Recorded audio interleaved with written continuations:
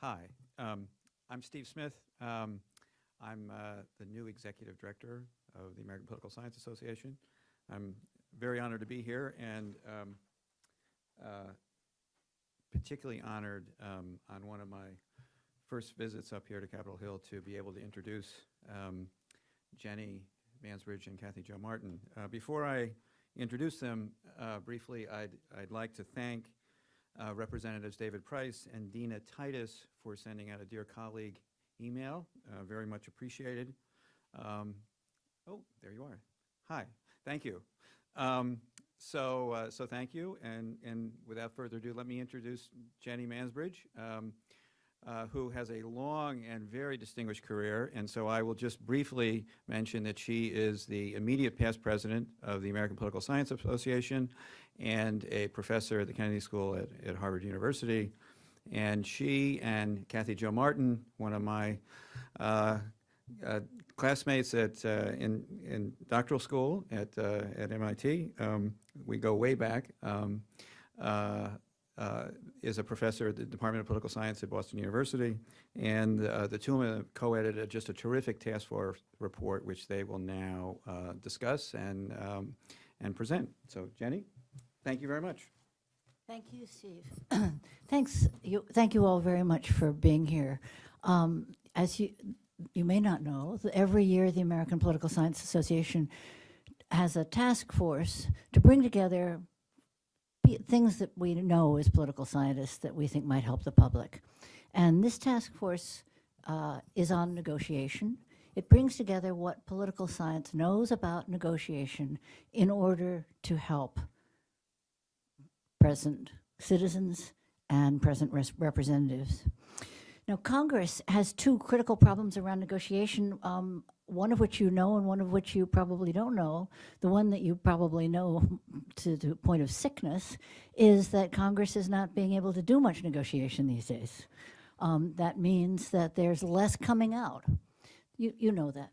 What you might not know quite as much is that the negotiations that are happening are very probably not as good, not as creative, not as inventive as they could be, because the conditions for inventive negotiation are not there. And that's what we want to focus on a bit more, because the other is a kind of, we know that. And so how did we get into this mess? There are two major interacting reasons, one of which you know very well, polarization. Parties are more polarized today than any time in the last 100 years. And if you look at the executive report in front of you, there's a graph on the polarization. So we're actually greater polarization than even back at the turn of the century. So this is pretty parlous times. How did we get so polarized? Well, first of all, there's Johnson signing the Civil Rights Act, 1964, the realignment of the parties, the greater coherence of the parties, and that there are fewer liberal Republicans, fewer conservative Democrats. That's creating, so there was that historical moment in the realignment that came afterwards. Also, if you think about inequality, the mechanism is not quite so clear, but if you take Piketty and Sayez's famous graph of inequality and income in the United States and superimpose it on this polarization graph, you get a very close match. So there may be something having to do with greater inequality in the United States that is related to polarization, possibly through funding. Also, the parties are more evenly matched since 1980, and Francis Lee, who is here, has written on this. When parties are evenly matched, each of them has a strategic reason to keep the other party from doing anything when the other party's at all in power. So to keep them from having any wins when they go out to the election next time. So that even matchness exacerbates the polarization by making it strategically imperative for each party to keep the other party. And we haven't had that kind of narrow and switching majorities, Francis tells me, since 1876 to 1896. That was a period, it was sometimes called the era of stalemate in American politics, and it was also a period of high polarization. So that's where we are now structurally. We have these three major things. realignment of the parties, the inequality, and the closeness of the parties, which are structurally creating a situation in which you're not going to get much negotiation and you're not going to get much legislation. Now that structural situation, of course, is resting upon even a deeper structure, which is the separation of powers in the United States. We have a stronger separation of powers than almost any other advanced industrial democracy, which means we need to negotiate. So how do we get out of this mess? One thing is that we need to value negotiation more. People talk about compromise, but compromise is only in one piece of negotiation. Compromise means you want X, I want Y, let's pick something in the middle. Negotiation is much more inventive. It means that you get together, you look at high and low priorities, you begin to explore each other's needs and values, you can come up with some stuff. And this is what happened. I come from the Kennedy School, we have a course on negotiation. This is what we teach in that course, to look for the other parts of the deal. And it's called integrative negotiation. What we've also found in the last 20 years is that the human brain plays tricks on us. We have cognitive biases that they're a little bit like optical illusions, and they send us messages that are incorrect. One of these biases is what the negotiation theorists called a fixed pie bias. It's very hard for people, when they come into a negotiation, they see a fixed pie, and that means that, for example, in one experiment, they just gave them a scenario with some hidden sort of clues in it as to how you could do an inventive negotiation. Only 36% of the people just looking at that were able to see that they could make a deal. All the rest couldn't make the deal. They walked away with no deal. Simple instructions to take the perspective of the other side increased that percentage from 36% to 76%. So that's less than half to more than 3/4, just being told to take the perspective of the other side. If you do that, then you begin to see in the situation stuff that you can turn into a deal. So that's what we teach in courses on negotiation. That's what the American public ought to understand about what it is that members of Congress do. They don't just fight for their positions. They need to talk and try to find inventive solutions to the situation. So that's fixed pie bias. That's a cognitive conception that we have to consciously break through. And then there's self-serving bias. You know, more than half of the people in the country think that they're better drivers than average.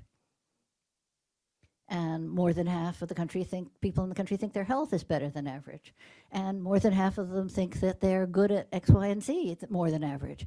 We human beings are naturally optimistic, and that's great. That's what gets us through the day. A healthy person is optimistic. A healthy person judges them that people like them better than they actually do. A depressed person is really accurate about how people like you. So we human beings are naturally optimistic, and that's a very good thing. When you go into a negotiation and you are overly optimistic about your chances for success, that's not good for the negotiation, because each side is thinking they're going to get more out of it than they can. So how do you deal with this, the self-serving bias? And the self-serving bias, by the way, goes to conceptions of justice, conceptions of fairness, conceptions of the common good. It's clear what the common good is. Well, yes, that does happen to benefit me, but you know, that's the common good. How do you get on the other side of that? Repeated interaction. And Kathy will talk more about this in a moment. She will just tell you about the lessons we can draw from 50 years of experience of negotiation and from Europe. Kathy. Well, thank you so much for coming today. And I feel a little chagrined about trying to tell people who really know about Congress about your institution. And so instead, I'm going to talk about something I know a bit more about, which is the European comparison. But before I say that, I just want to say that we are political scientists, and as you know, if you can't do, teach. So we have that against us, but at the same time, we're not as naive as many academics sometimes tend to be. We realize that all conflicts cannot be negotiated. That's an obvious point to be made up front. Interests are simply way too entrenched at times. One party derives benefits from blocking deals. Parties fight to grab value away from one another. So a lot of the subtext of the problems in Congress recently have reflected the realpolitik of the institution. But we also think at the same time that there are more opportunities for shared deals than are sometimes acknowledged. And so we really are looking at places where there's a potential for joint gains and what you can learn from foreign experiences about reaching those joint gains. Now, we tend to blame Congress, congressional dysfunction on separation of powers, and I think there's a lot to be said for that. We know that there are all these veto points built into the institutions, but the dirty little secret is most countries in the world, many countries in the world, have similar kinds of veto points built into the institutions. People look at Britain as the majoritarian system where you can get, sort of parliamentary connection between the executive and the legislature, means that you get fairly quick resolutions, and majoritarian rule works pretty easily. But that is by far the exception instead of the rule. Most countries in most advanced industrialized countries have multi-party systems, which mean that you have seldom a majority party. You have to form coalitions. They have a lot of federalism. Places like Germany, where everything's pushed down to the local level, means that different regions are creating their own public policies, much as we do.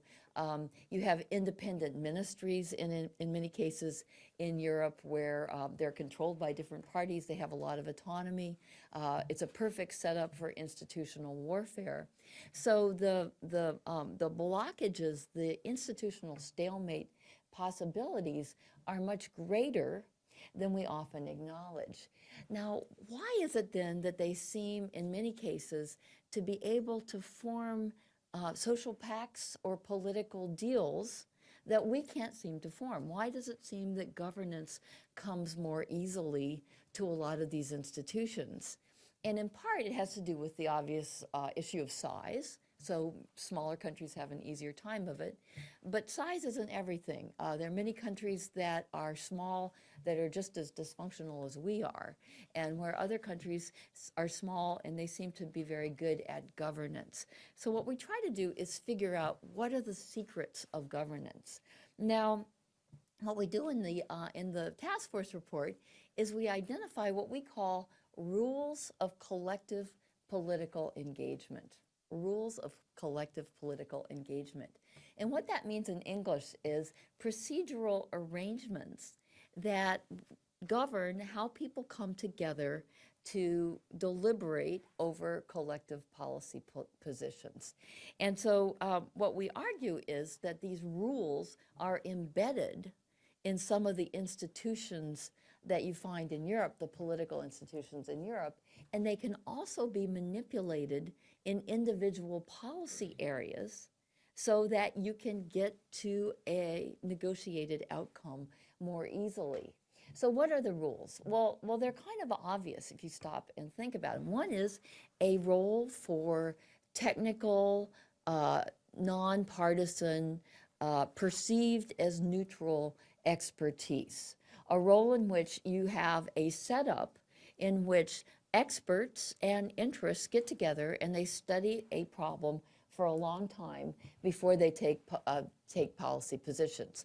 So for example, in Sweden, when they decided to do environmental policy, you had a royal committee set up, business, labor, all the parties, people who studied it, academics, and they studied the problem for 5 years. And the commission came out with this very strong report that said, this is what needs to be done. And there was an exercise in building consensus around the policy position that included the stakeholders in advance. So that's one thing. A second thing are repeated interactions, where you have forums where people get together and they talk about policy issues repeatedly over a long period of time. And it used to be that Congress worked in that way. I'm not going to get into that because that's going to be handled next. But for example, you get this in European countries, both within government as well as outside of government. So the way interests are organized in a lot of European countries, you have big associations representing business and labor, and a lot of public policy making is actually delegated to the stakeholders. And the stakeholders aren't driven by politics. They're not driven by election, need for a re-election. They're driven by trying to get things that work. And so they meet together over a long period of time in, for example, these committees that are set up by the ministries to study public policy problems. And they really are invested in reaching some kind of agreement. And again, they establish a mandate.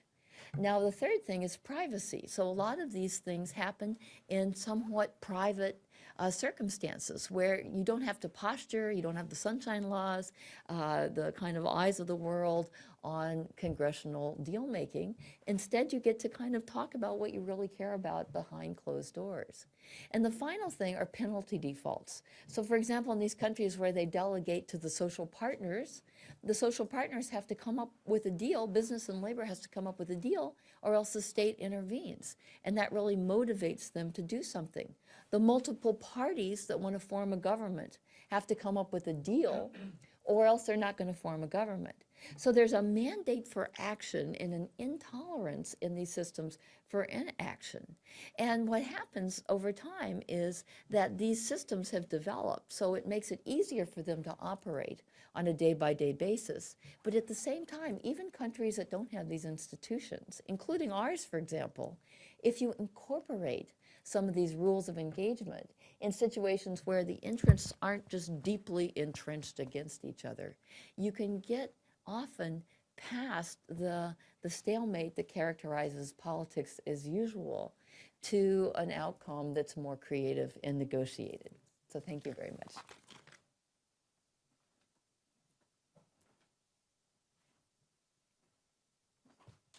Hi, I'm Sarah Binder. This is the first podium I've encountered I could actually see over, so thank you to APSA. Well, thanks very much for including me and Frances Lee, my co-author. We wrote our chapter on negotiating agreements in Congress back in August, just to bring us back a mere 4 or 5 months. That was before the October shutdown.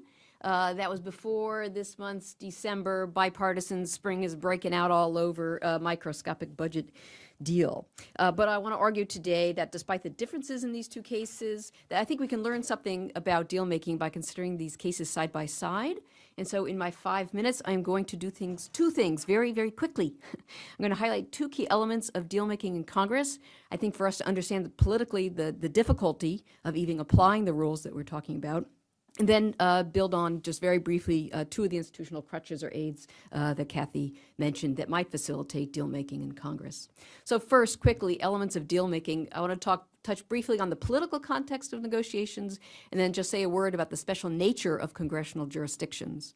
So first, as Frances and I point in the paper, policy and politics are always intertwined, meaning that negotiation in Congress is never solely about policy.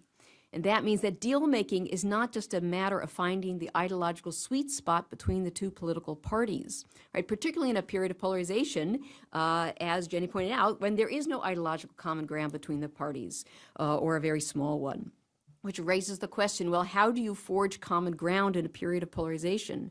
We argue in the paper that it emerges from lawmakers and from leaders' political calculations. And just to touch on 3 such calculations briefly, lawmakers and leaders have to justify their deals to their supporters, back home groups of supporters and so forth. They have to weigh the impact of their votes on their personal reputations. And here a Paul Ryan's calculation might be very different than Ted Cruz's calculation. And third-party leaders have to protect the party's image and the brand name. Leaders on both sides of the aisle have to ask themselves which party will suffer more politically from a deal not being done, right? Particularly in a period of polarization when there is a cost to going to the table. We argue that parties gauge the likely political fallout from saying no and then craft their strategies accordingly. In other words, we point out that there's no default presumption that the parties are going to cooperate. It has to be in both parties' calculated political interests to even start to sort of cross over the threshold of deciding to negotiate.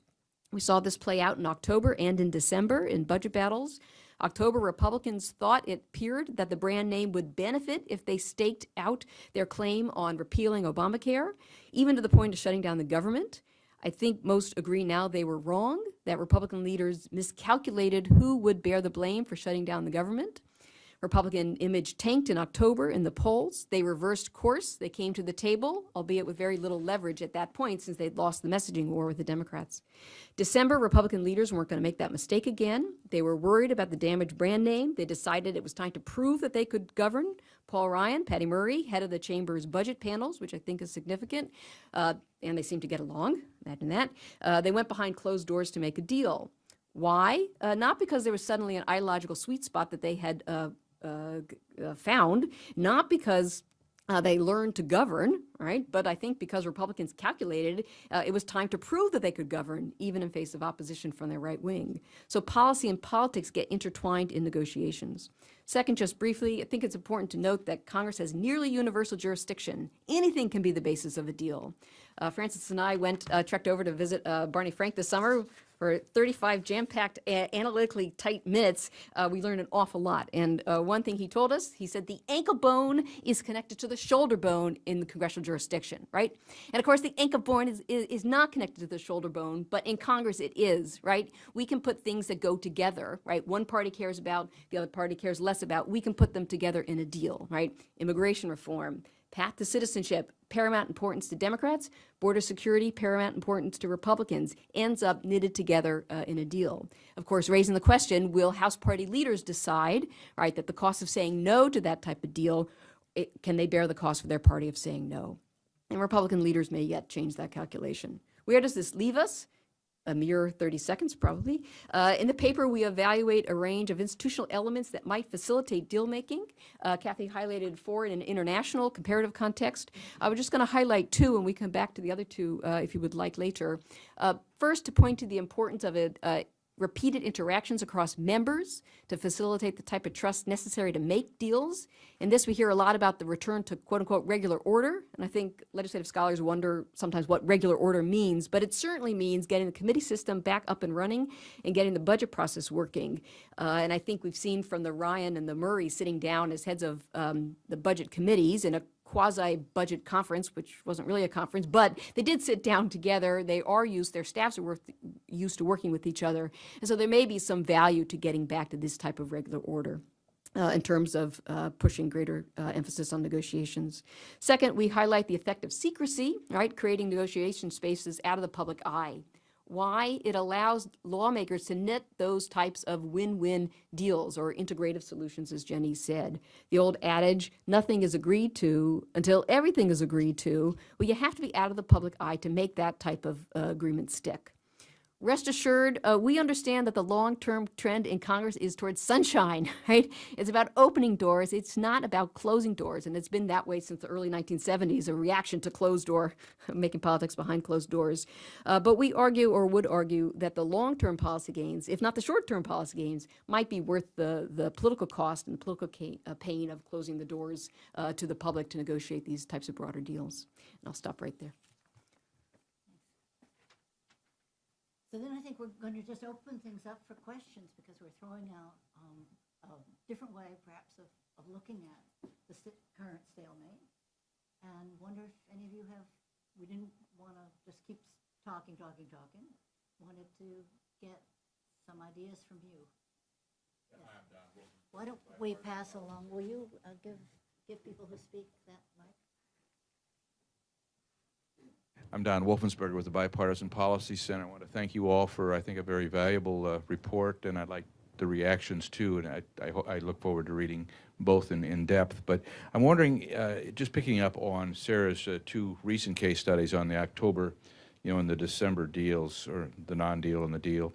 But what role do you see the president playing in October, and one gets the impression didn't play any role in December, but in bringing the executive into these kind of deals? Is this an anomaly, or is this something that should be followed in the future? I'm just curious to get your reactions on that.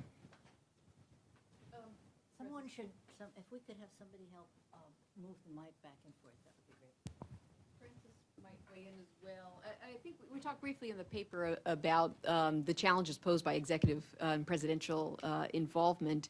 And certainly in this period where the parties are polarized, not just in sort of ideological terms, but in sort of a partisan tit-for-tat team play type of environment, there is some danger to presidents putting their fingers on a package or embracing a package, because it often encourages the other party to take the other side. So Obama would say, I can't embrace some symbols because the Republicans will be opposed to it, and vice versa for Republican President Bush and a Democratic Congress. And so there's a certain danger to how far presidents can be immersed publicly, I think, in this deal making. But there's no substitute for presidential involvement at some level, even if it's not publicly. As a matter of setting agendas, framing alternatives, it's hard to see how much gets done without, at least implicitly at some level, involving involving the president as setting out an agenda for the party and trying to speak above, at some level, some quote-unquote national interest.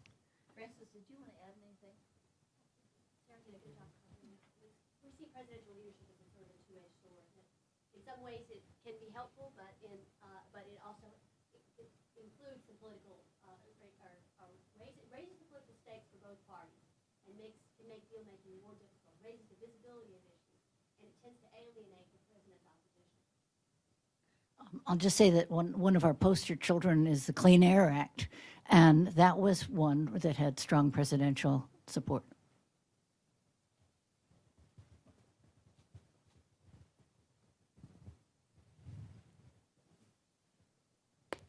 Hi, I'm Brandon Honor. I'm in the office of Congresswoman DeLauro.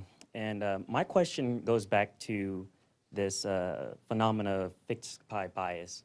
When we're thinking about emphasizing what it sounds like creativity, using kind of a multi-dimensionality to your problem solving, in the time of economic and political crises, this kind of goes back to a little bit of Maslow's theory, right? Where your mind kind of reverts back to a fixed, familiar problem-solving set. How do you infuse or appreciate creativity in that sort of environment, both for the individual and in the institutional structure? Well, first you have to make it clear that this is a value. I don't think in the discussion that we've had publicly about this stalemate, there's anything about inventive intelligence and how we are actually suppressing the inventive intelligence of a large number of members by, among other things, insisting on sunshine all the time, by forcing them to cleave to party lines, that I don't think many Americans understand the creative role of members of Congress. So I think there's a public education job to do. You're quite right that in moments of high opposition, people close down. They stop being as creative. So the second one would be, along with promoting more privacy, promoting informal interactions. McCain and Kerry going to Vietnam to investigate, I mean, that's not informal interactions, but to investigate MIA POW. That's something where they had a common task, and they learned to understand one another. So later they could be talking about other things. The more that we can create institutional circumstances where members across the aisle have jobs to do, jobs that are not necessarily political in the party sense, jobs to do together where they can take their intelligence and apply it to a situation and get with luck, if they're at all successful, get the tremendous satisfaction that human beings get out of doing a good job on something. Then they are in a better position later on to be able to talk to one another about other things. So that's where we have to go. I just wanted to add to that. And first of all, I'd like to recognize a former political science major, am I right? Good use of Maslow. So I think that the fixed pie thing is really interesting because we think of things often as being fixed pies that aren't necessarily. And so if you look at the response after the global financial crisis, for example, the countries that have actually done the best after the global financial crisis are rather surprisingly the ones with very high levels of public investment going in. The ones that you might think would be having the hardest time are the Scandinavian countries that have huge welfare states, a lot of investment in human capital, et cetera. They've taken advantage of the crisis to do a lot of industrial restructuring. They've moved into green technologies.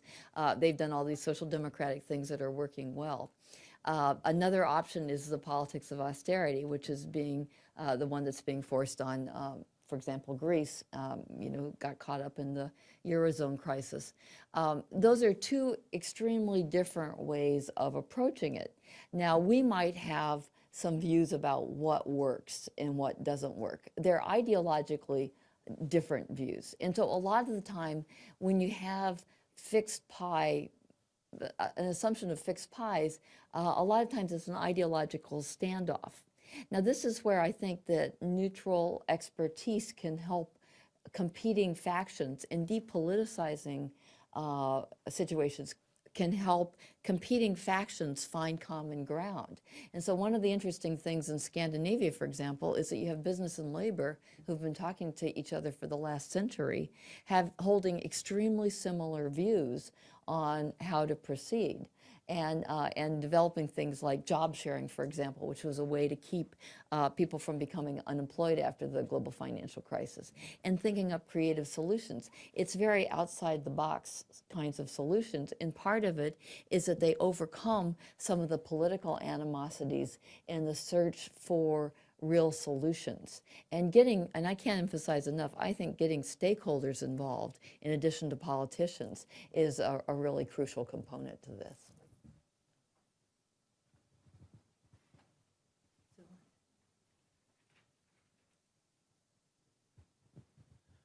Kyle Zebley with Congressman Tom Price. Wonderful presentation, by the way, all around, so congratulations on that. I think that this country, as you said, is so polarized right now. Couldn't we think that these grand compromises that everyone is chasing after just might be an impossibility right now? And isn't it probably better to do what Ryan and Murray did, which was, as they even said, not compromise on their principles? Because that's such a touch point right now. And so wouldn't it be better if we try to proceed in these kinds of smaller deals that actually can get something done other than getting weighed down by the sheer weight?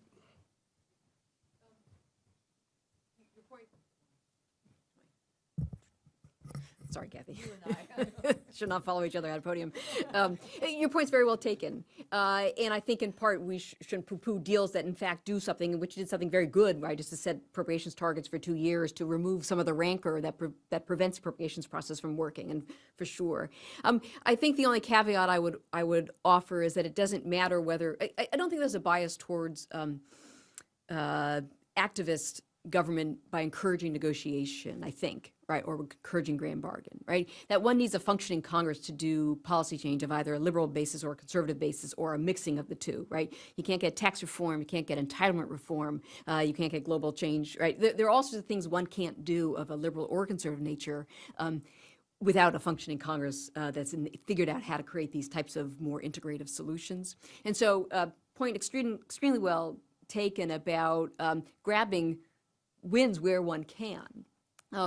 But I don't know that just because the difficulty of the grand bargain, as has been talked about, is necessarily a reason not to pursue it. But again, with the appropriate caveats that some deals may just be out of reach, but I don't think I would give up quite so soon.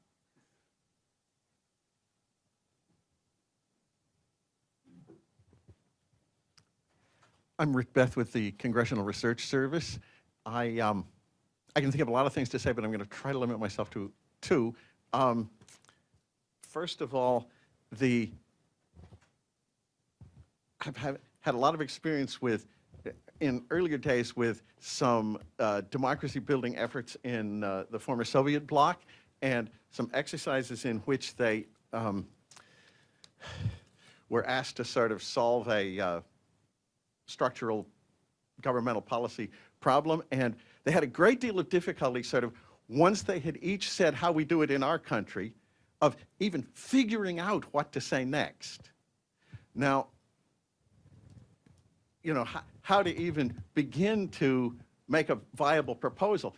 The same thing, there's been a change in what's happened in exercises that I've been involved in that are supposed to simulate conference committee negotiations, and those used to work pretty well, maybe in 1990 when I started doing this sort of thing. More recently, there's been a tendency for the participants in that to sort of not know, if the first proposal doesn't work, what to do to frame a proposal that might be more likely to work. So it seems to me there's sort of a basic lack of grasp of what even negotiation oriented toward reaching an agreement would be. Second, and I think that carries over to, and maybe you don't even want to, but I'm not going to go into that point. It relates to the polarization point. The other thing is, Professor Martin talked about the role of at least perceivedly neutral expertise, but then gave an example that was more about the involvement of various stakeholders. And I wonder if a part of the difficulties that we face now have to do with the position of at least self-proclaimed neutral expertise being perceived as a kind of ideological position in itself. You know, so you get George Will saying something like, oh, well, all these supposed experts, all they really want to do is tell everybody else what to do. And then there's a question of whether that can validly be refuted. But the question is, what happens, or does it get to be a difficulty when the neutral expertise is perceived as being an ideological position? The ideological expertise, or rather non-ideological expertise, is an ideological position, at least in some people's perception. What about that stuff? I agree.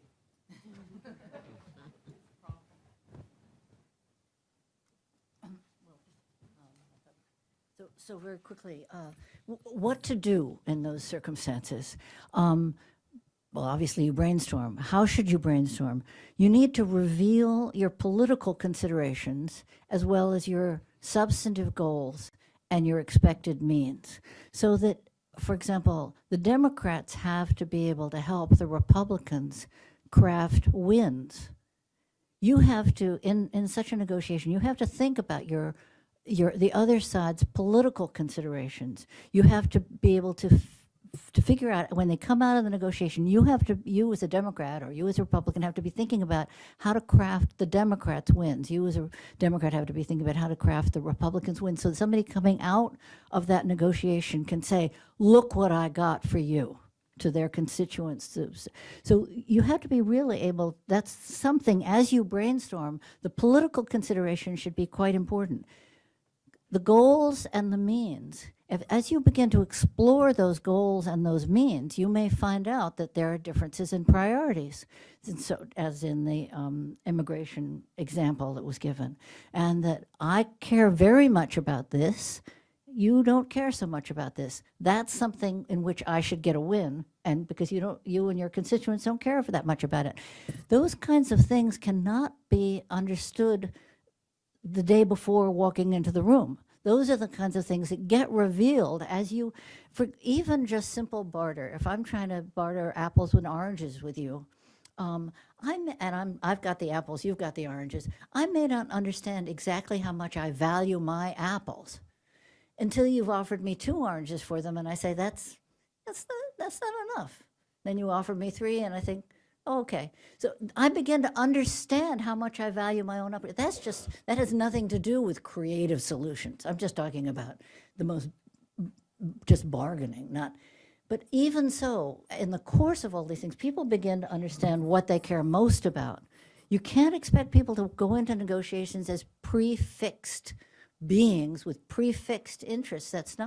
That's not the way a good negotiation works. So you're asking what to do, that's what you do. And in terms of technical expertise, instead of having technical experts just tell you what to do, the role of the expert is for you to ask the expert to work with you in thinking through some issue that you have. What kinds of information might we need to go further on this? And can we get those kinds of information?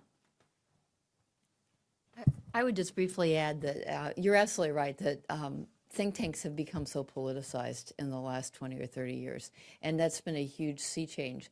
I do think that the tradition of establishing a formally appointed government commission in advance of the legislation of a public policy, where you do try to get the significant stakeholders and interests involved in meeting over a long term, can sometimes build support for a sort of shared understanding of the policy. But you're absolutely right. The realpolitik underpinning of this is that we are living in a world in which political interests have discovered that the war of idea may be just as effective as the war of money, and is often supported by a war using money. So.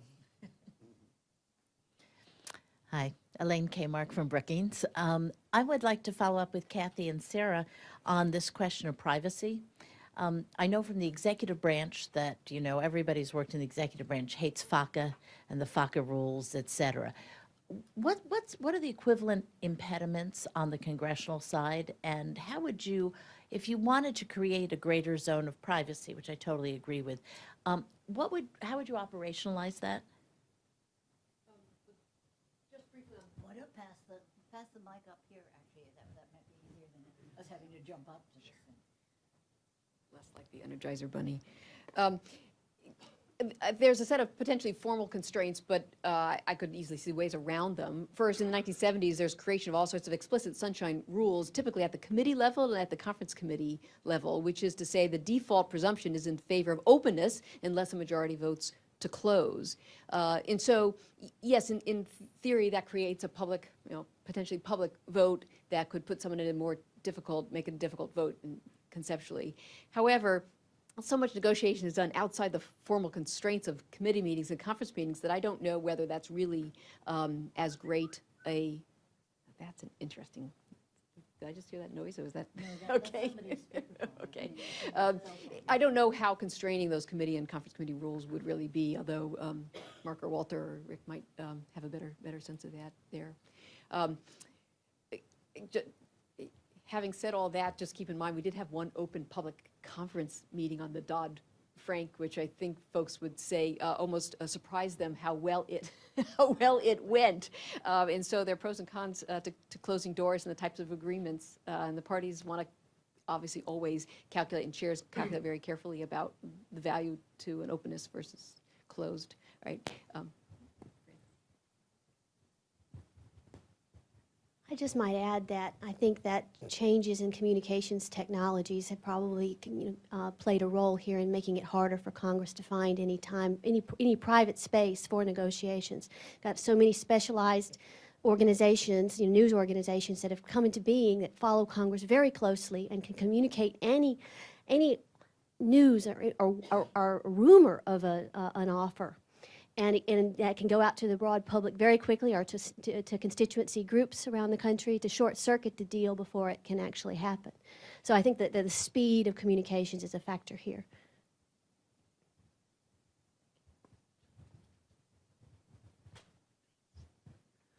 Hi, I'm Laura Brown. I'm at GW's Graduate School of Political Management. And my question is really more, I guess I'm curious as to how this would work. My sense of part of the reason why negotiations become so difficult actually goes back to the electoral connection, so to speak, and it's probably because I like to study elections. But my sense is that, prior to 94, 2006, and then 2010, most members of the House assumed that they needed to only get the best that they could get, because they wouldn't have a chance to actually try to, quote, get it all once they're in the majority. And so my sense of what's going on is there's a great deal of withholding, if you will, from the negotiating process, partly predicated on an assumption that, well, if we don't win it back this election, next election will look good for us. And most of the election analyses essentially describe this. I could read an election that just talked about, 2014 is going to be good in the Senate for the Republicans, but 2016 is horrible for them, so they better do it now. If they don't, the Democrats will be there for a while. So in other words, this long-term thinking about elections, how do you get these people to the table, much less negotiate, if there's really not a huge incentive in that negotiation?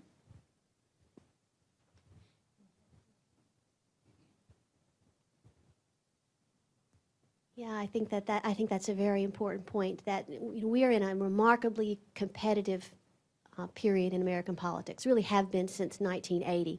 Since 1980, Democrats and Republicans have held the presidency about the same length of time. Democrats and Republicans have controlled the House and the Senate each about the same number of Congresses. And after every election, we immediately begin to speculate about the next one. I mean, the permanent campaign exists in a context like this. And it is unusual in the broad sweep of American history to have the two parties this closely balanced. Yeah, so it's very clear we are in a period of crisis. Take a look at that graph. And that graph just says half of it. You talked about the other. We're in a situation in which it's very, very difficult to negotiate. That's why it's so important to understand the components of negotiation and the importance of negotiation more than we have in the past. So it's, I think, absolutely critical for the American public to understand that the inventiveness of negotiation is something that is going to carry the republic forward.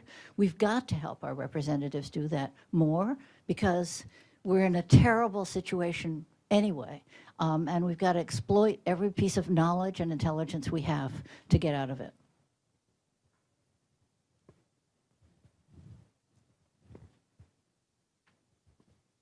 Yes, thank you.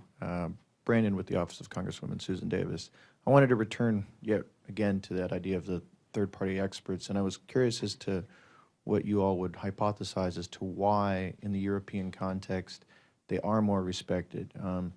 You also have talked about, we shouldn't rely on experts to tell us what to do, but to ask them questions about coming up with inventive solutions. But it doesn't seem as though that's very much part of the context today as well, and I wonder how we get to that point. At this point, most third-party experts are more or less only used, for political points, and technical arguments are just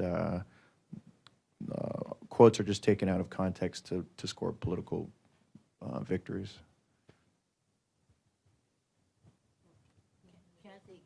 Kathy can say something on this, but I'll just say 2 words.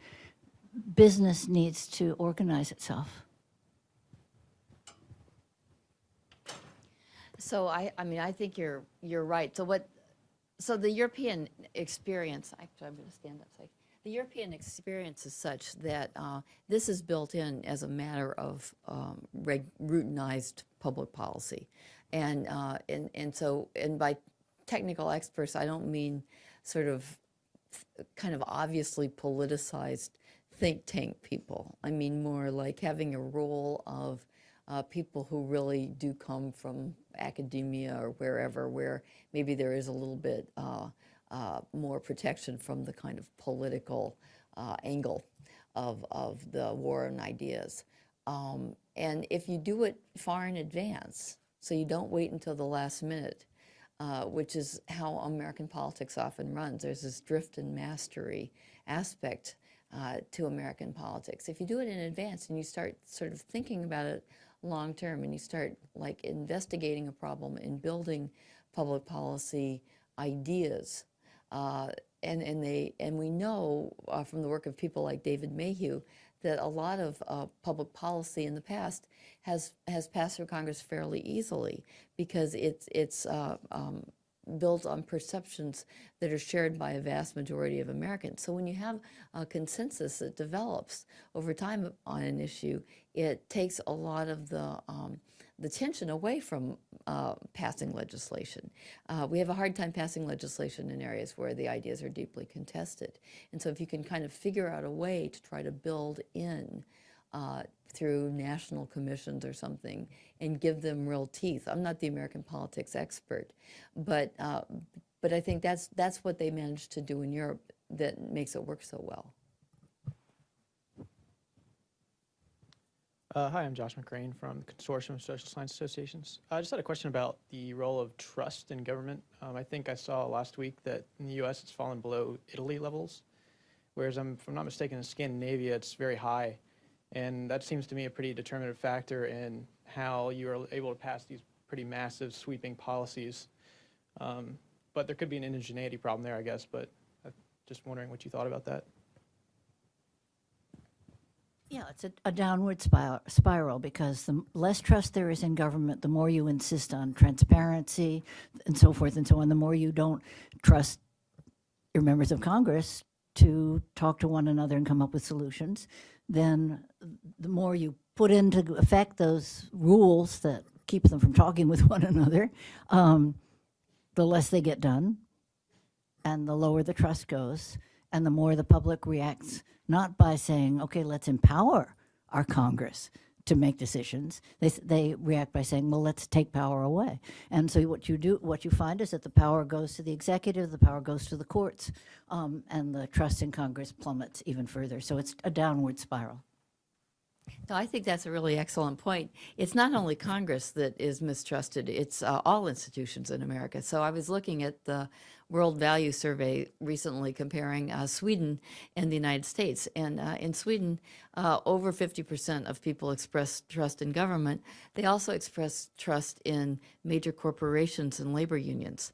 And the comparative figures were something around 20% in these categories in the United States. So part of the problem that we emphasize in this task force is that all institutions are so deeply fragmented.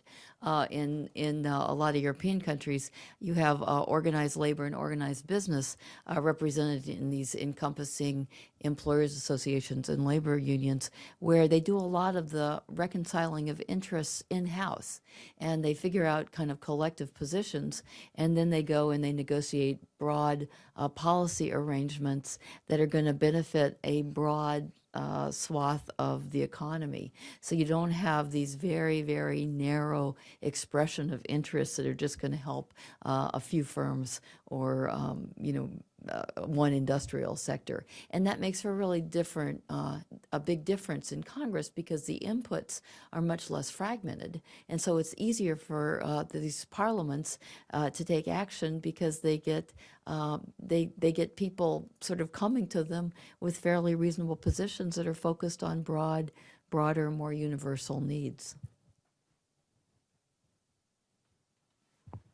Hi, Mark Willisak with CRS. A lot of this has been electoral institutional processes, and appropriately so. I'm wondering what can be said of participants themselves, and especially it seems to me we used to use the word public servant to characterize our elected representatives. You don't hear that anymore. You hear politician, crook, or worse. How much of the blame can be assigned to those who represent us, and especially to the degree that they get to know one another? And it seems to me that they're so late coming in and so early to leave any given week, they don't learn sort of about, certainly within folks on the other side or even on their own side of the aisle, and to what degree does familiarity promote bargaining and compromise?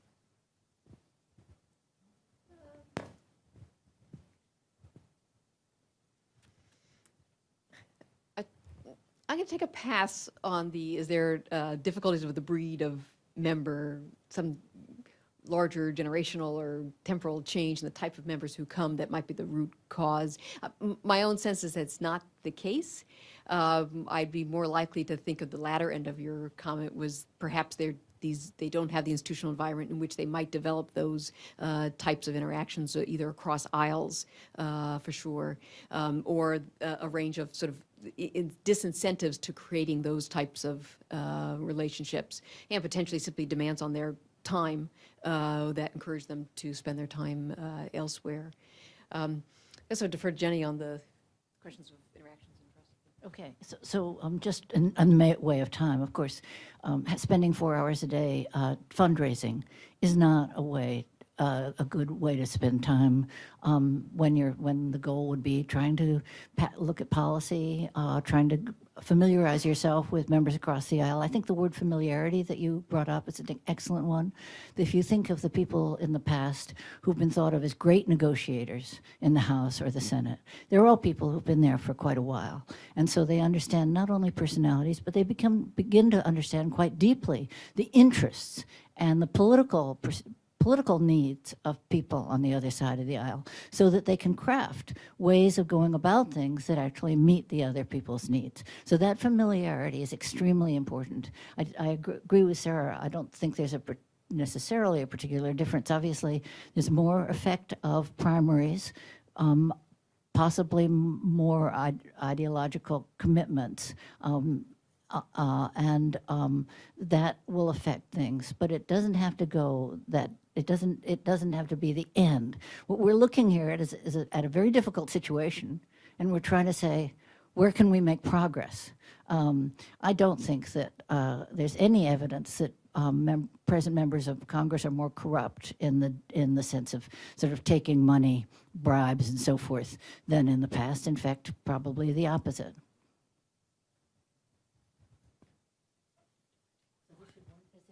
One more short question. This will be the last question. Thanks. Robert Lucas from Mykona's office. So given the Coburn Amendment, how do you think it's affected the effectiveness of the report, and how is APSA trying to strengthen the credibility on the Hill? Its credibility. I would have to ask Jen, some of the people from, we were obviously extremely distressed by this. The intervention of politicians into saying what scientists ought to do is, well, we've seen that, in Nazi Germany and so forth. This is not a good road to go down, to have the political process saying you should do X and Y, but not Z and A. That's just not the right way to do it. How are we going about trying to change that? Well, we're talking to people. We're hoping that minds will change. It's clearly a bad decision, and we hope it will be rethought. Do other people want to say anything more about that?